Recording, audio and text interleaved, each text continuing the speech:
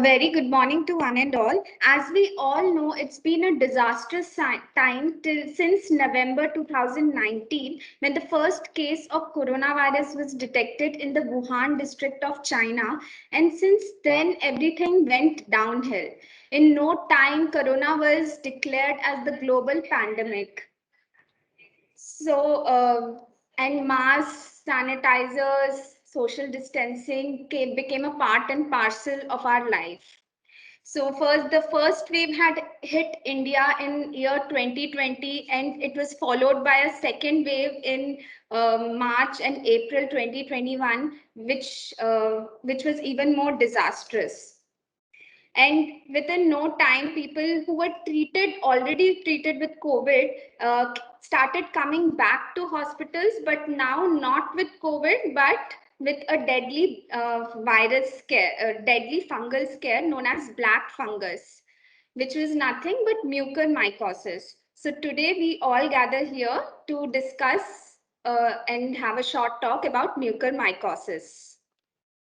So has seen a potential rise in the cases of mucormycosis, which is a deadly fungal infection.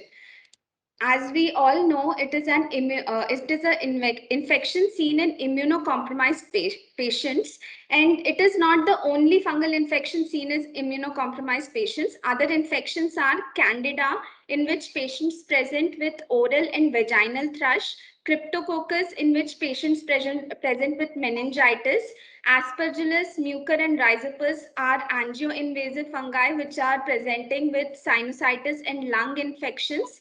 Pneumocystic Jerovicae is presented as pneumonia, while penicillium is presented as tuberculosis-like disease, especially in AIDS patients, and Fusarium solani presents with fever and skin infections in neutropenic patients. So coming back to mucormycosis, it is caused by the fungi Zygomycetes of the order Mucorales and family Mucoracea. The most common species causing mucormycosis is Rhizopus oryzae. Other species are Rhizopus microsporus, Mucor species, and Rhizomucor pusillus. It is an opportunistic infection, and patients who are at high risk of developing this disease are patients with uncontrolled diabetes mellitus, hematological malignancies, the recipients of hematopoietic stem cell transplantation, patients with prolonged neutropenia, patients on corticosteroids, iron overload patients who are being treated with deferoxamine, and malnourished patients and neonatal prematurity. The incidence rate, globally speaking, is about 0.05 to 1.7 per million population. Fatality rate is 46%, but it rises up to 50 to 80% in cases of intracranial and orbital involvement. So normally, mucormycosis is mucor is a ubiquitous fungi which is present everywhere in the soil and manure and even in the normal healthy mucosa of individuals. But we generally have good host defenses like phagocytosis by mononuclear and polymorphonuclear cells, which protect us from getting this infection. So the spores of these fungi, they adhere to the endothelium and the subendothelial matrix proteins and then damage and penetrate the endothelium. Hence, it is known as an angio-invasive fungi. This results in the vessel thrombosis and tissue necrosis. Talking about the clinical presentation, the patient might present with rhinocerebral mucormycosis, in which you have fever and rhinorrhea, sinusitis, where the patient will come with typical facial pain and headaches, orbital cellulitis presenting as swelling, periorbital swelling, cranial nerve palsies, which is actually a very poor prognosis and indicates extensive infection, diplopia, proptosis. Some of the patients may also present with palatine ulcer. Other presentations are pulmonary mucormycosis, in which patients present with worsening dyspnea, cough, and chest pain. Gastrointestinal mucormycosis, in which generally the stomach, colon, and the ileum are involved. cutaneous mucormycosis, and disseminated mucormycosis. So these are clinical pictures. This is a patient with periorbital swelling and redness. This is a patient presenting with palatine ulcer.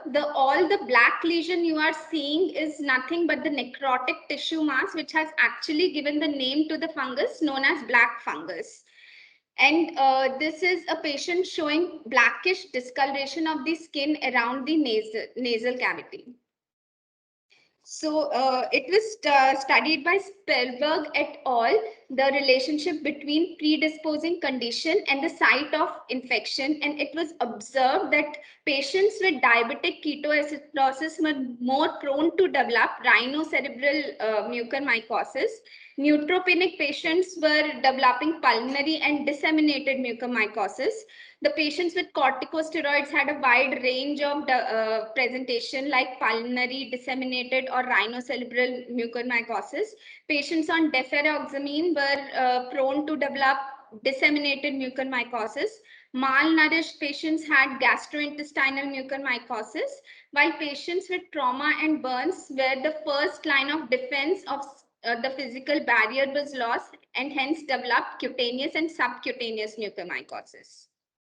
So coming to the relation between COVID-19 and mucormycosis, we all are very well aware that the current treatment guidelines recommend the usage of systemic methylprednisolone in moderate as well as severe cases. So this has been told to be the most common factor leading to mucormycosis, but this is not the only factor. It is actually a multifactorial process. It has been seen that COVID-19 patients who had uncontrolled diabetes mellitus, that is hyperglycemia, were more prone to develop. This is because I have already told that we have normal defenses like phagocytosis that protects us from mucormycosis. So hyperglycemia actually inhibits the mononuclear cells from phagocytosis. As well, uncontrolled diabetes mellitus may lead to diabetic ketoacidosis. This in turn causes alteration of iron metabolism, leading to increase ferritin levels and decrease in the total iron binding capacity, thus making free iron available for the fungi. And it is known that mucor actually takes up iron from the serum in order for its normal growth. Apart from that, even in normal COVID-19 patients, we see there is an increase in serum ferritin levels due to alteration of the iron metabolism. And apart from these both, it has been seen that COVID-19 patients are having endothelitis. That is, the endothelium of the blood vessels is vastly affected, thus giving an easy access for the mucor to enter the tissues. Apart from this, there are other probable mechanisms as well, those being the main. One being extensive pulmonary disease. There is immune dysregulation as well with reduced T lymphocytes, which alters the innate immunity. Pre-existing uncontrolled diabetes, which has already been discussed, and some have even cited that the use of industrial oxygen, which is actually not the pure form of oxygen, and poorly maintained oxygen concentrators and use of tap water in oxygen flow meters as probable mechanisms predisposing to mucormycosis. So the main investigations are CT and MRI, which are helpful in diagnosis of the disease. This is an MRI image showing haziness of the ethmoid sinus. This is a picture showing the thickening of the maxillary sinus, and this is showing the involvement of the carotid sinus. Sorry, yeah, carotid sinus. While these are MRI images showing a retroorbital swelling, thickening of the optic nerve, this shows a temporal abscess. While in this, there is non-visualization of the internal carotid artery, most probably due to thrombosis. While these are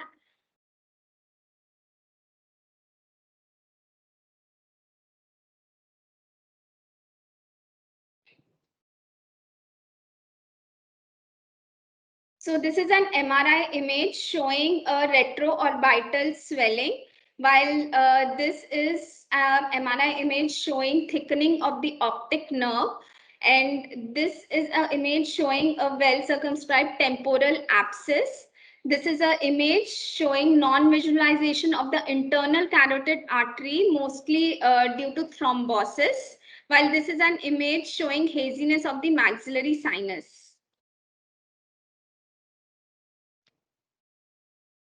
So coming to the lab diagnosis, the most easy is the direct examination on KOH wet mounts. All you need to do is on a clean slide, take the tissue scrapings, add 20% of KOH, that is potassium hydroxide, and cover it with a cover slip, and it is ready to examine under the microscope. You would see broad, translucent, broad aseptate or pauciseptate hyphae showing right angle branching. Next is the histopathological examination, which we routinely do in our histopath section. It is the gold standard for diagnosis of mucormycosis.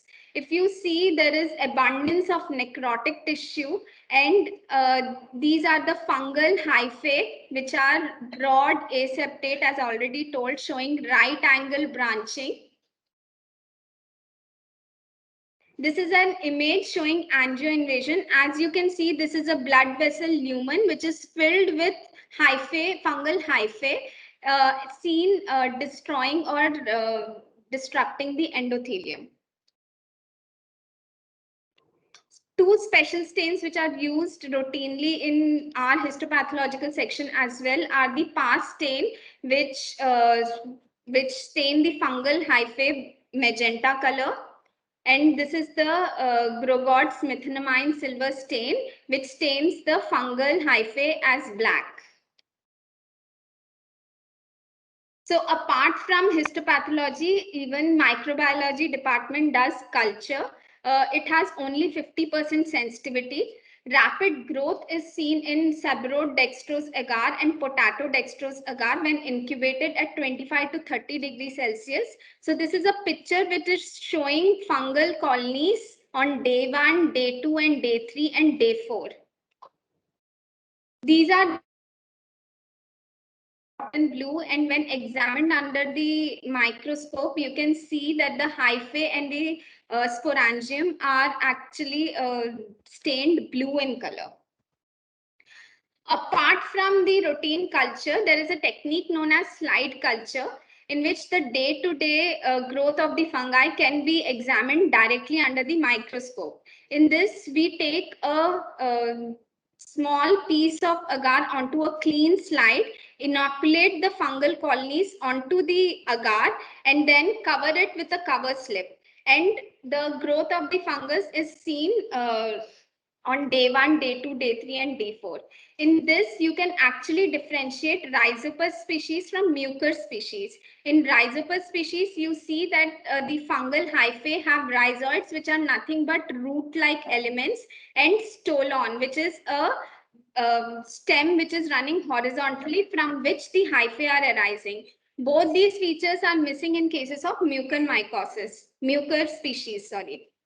But the point to be noted is, if it is Rhizopus species or the Mucor species, that line of treatment doesn't change. So coming to molecular diagnosis is not actually routinely used for diagnostic purposes.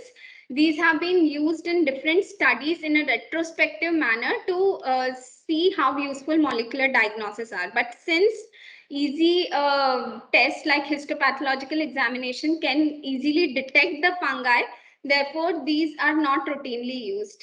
So the fungi can be identified using matrix assisted laser desorption ionization time of flight mass spectrometry, in which what we do is the microbial cells from a pure colony are mixed with the matrix solution.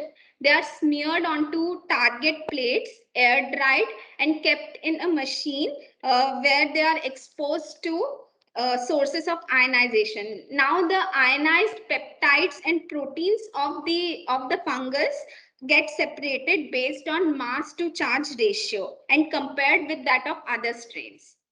Apart from that, you can do PCR amplification of COT-H protein, which is actually a spore coating encoding protein, which can be detected from the urine samples.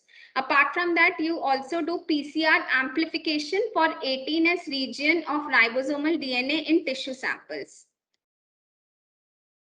Moving on to the treatment, the main treatment is to treat with antifungal reagents, specifically amphotericin B or liposomal amphotericin B, followed by surgical debridement of the necrotic tissue. The thing is, the necrotic tissue inhibits the drug from reaching the areas where the fungal elements are. So therefore, removal of this necrotic tissue is a very important step. Otherwise, though the fungi is susceptible to the medicines we are using, the drugs we are using, it won't still be helpful. So apart from invasive mucormycosis, you have other invasive fungal infections as well, from which mucor has to be differentiated just because the line of treatment is different for all of these. So invasive candidiasis, in which the treatment is fluconazole and voriconazole.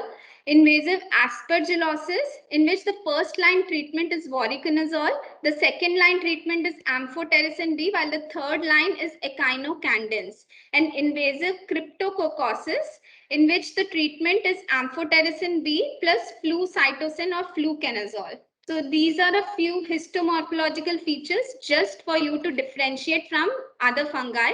So this is mucor, which is already told, broad aseptate fungi showing right angle branching. This is Aspergillus, which shows thin ribbon-like fungal hyphae showing acute angle branching, and they show septations.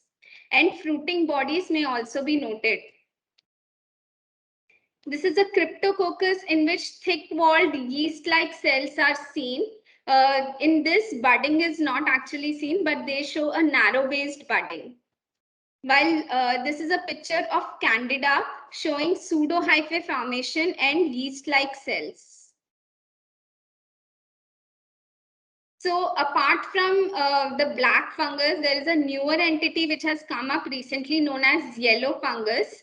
The causative organism for this is Naniziopis guaroi, which actually causes superficial and deep mycosis in reptiles. The presentation and treatment is similar to that of mucormycosis, and isolated cases of yellow fungus have still not been noted. They have always been found together along with the black fungus. That is mucormycosis. Thank you.